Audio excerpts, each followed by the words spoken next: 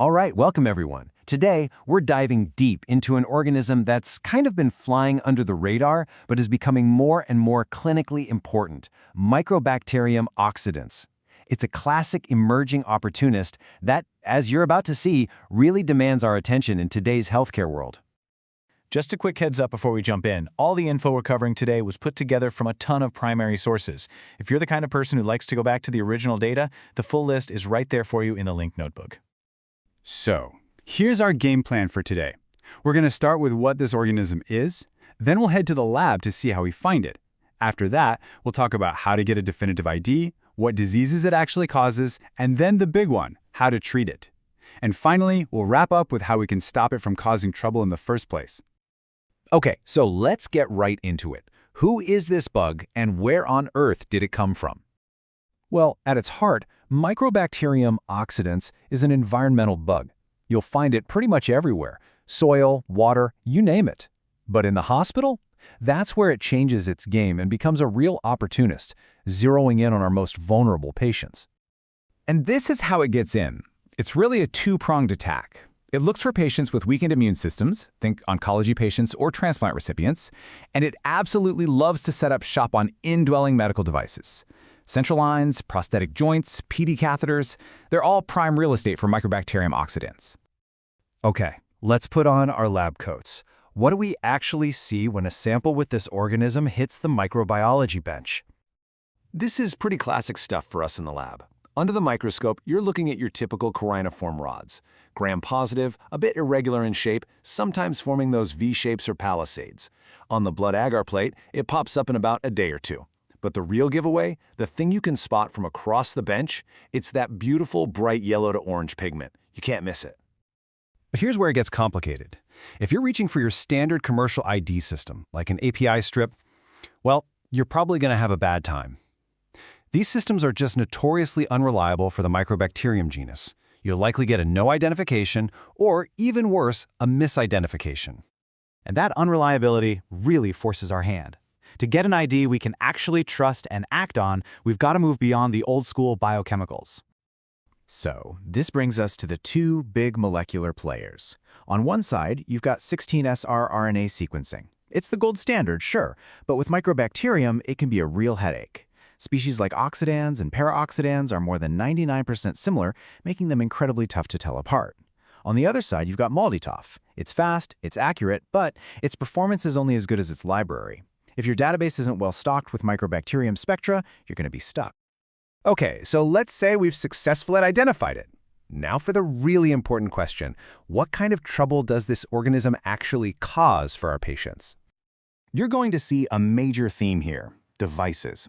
By far, the most common thing we see are catheter-related bloodstream infections. But it doesn't stop there. It can cause some really nasty, deep-seated infections, like endocarditis and peritoneal dialysis-related peritonitis.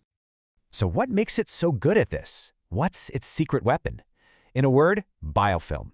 It builds this slimy, protective fortress on the surfaces of catheters and implants. And the shield makes it incredibly hard for immune cells and antibiotics to get to the bacteria. That's why these infections are so persistent and why just treating with antibiotics often isn't enough. And that brings us to the million-dollar question for clinicians. How in the world do you treat these infections when there are no official guidelines to follow? Now, I really want to hammer this point home. If you go looking for guidance from major organizations like EUCAST or the Dutch swab guidelines, you're going to come up empty. There is nothing specific for Microbacterium. That means we have to build our treatment plans from scratch, using the evidence we do have. And this is where we start. We look at the in vitro data. This table is so revealing. Look at that. 100% susceptibility to linezolid and meropenem. Those look like solid bets. Vancomycin also looks pretty good at 98%, but we'll come back to that in a second. Then you see ciprofloxacin, sitting at only 56% susceptible. Clearly not a great choice for empirical therapy. And this brings us to what I call the Vancomycin paradox. You see that 98% number and you think, great, Vanco is a safe bet. But hang on, what if the lab hasn't gotten a final ID yet? All you know is you have a coroniform rod. You could be dealing with an intrinsically vancomycin-resistant species, and a sick patient making that bet and being wrong could have serious consequences. So without formal guidelines, we turn to published cases to see what's worked for others. And you start to see a pattern emerge, right? For serious infections, it's often combination therapy. People are using vancomycin, once the susceptibility is confirmed, of course, often paired with something like meropenem. And notice for that bloodstream infection? The key to success was replacing the catheter. Source control is absolutely critical. Now, what about kids? Honestly, this is where we have a massive evidence gap. The data is just so sparse. This means every single treatment decision has to be made incredibly carefully. Dosing needs meticulous adjustment for weight and age, and frankly, you absolutely have to get a pediatric infectious disease specialist involved. And just like in adults, getting that infected device out is key. So let's finish up with the most important topic of all. How do we prevent these infections from happening in the first place? Look, the prevention strategy isn't rocket science. It's about nailing the fundamentals of infection control. It all starts with flawless, meticulous, aseptic technique whenever you're dealing with an invasive device. That's backed up by obsessive hand hygiene. And finally, you have to control the environment, especially the water systems, where this organism loves to hang out. And this brings us to what I think is a really powerful final thought.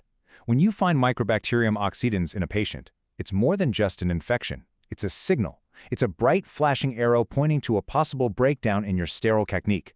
It should make us all stop and ask the question, how did this environmental bug get inside our patient? We really hope this deep dive was useful for you. If you want more explainers like this on bugs that matter in the clinic, please go ahead and subscribe to the channel. And finally, I want to turn it over to all of you, the microbiologists, the ID docs, the pharmacists watching. What's been your experience with Microbacterium? What are the biggest headaches you faced with ID, and what treatment strategies have you seen work? Please share your wisdom in the comments below. Let's make that a space where we can all learn from each other. Thanks so much for watching.